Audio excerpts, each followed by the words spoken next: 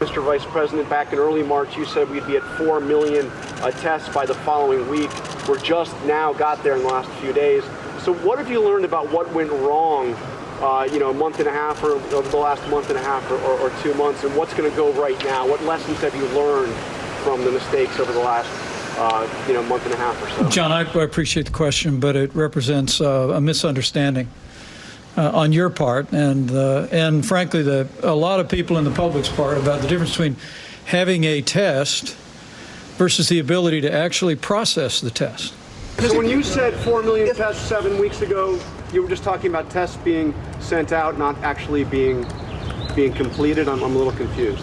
John, I think precisely correct that in my first week on this job, we were informed that HHS, I believe IDT was the vendor, Admiral Giroir, that had distributed 1 million, was distributing another 4 million, and we believe they did. But again, those were tests that, frankly, but for the president's leadership, we'd still be waiting on those tests to be done in many cases.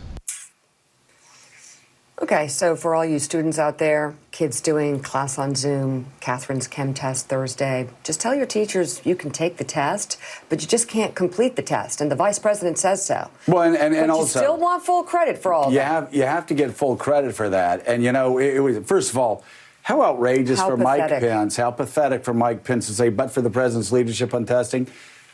History will record that Donald Trump failed miserably on testing.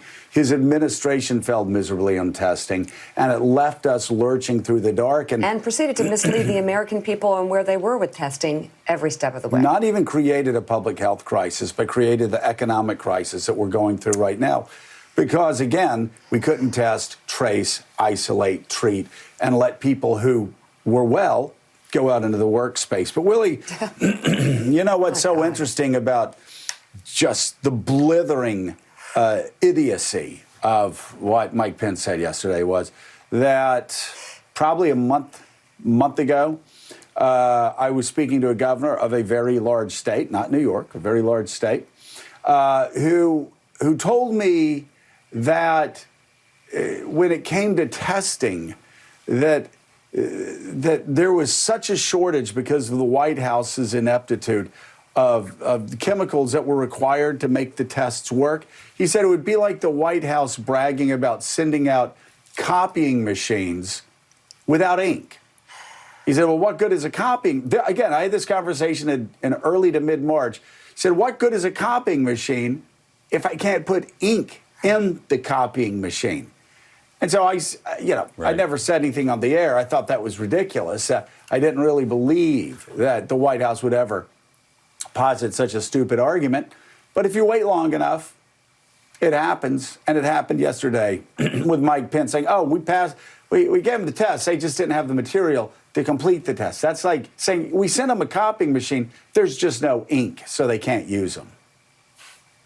Yeah, I mean, Vice President Pence is learning from Donald Trump that when you're caught dead on something, point back at the reporter and blame the media for misunderstanding it. What he said effectively was, we shipped them out. We don't know what happened after that. We got the 4 million tests out. It doesn't mean they were conducted, which I hate to point out to our audience is the point of testing is to conduct them so we know who has it and who does not have it.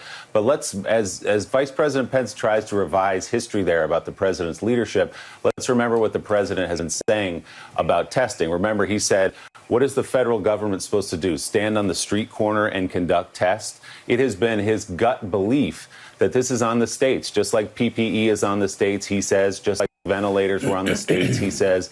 This is a state-by-state problem.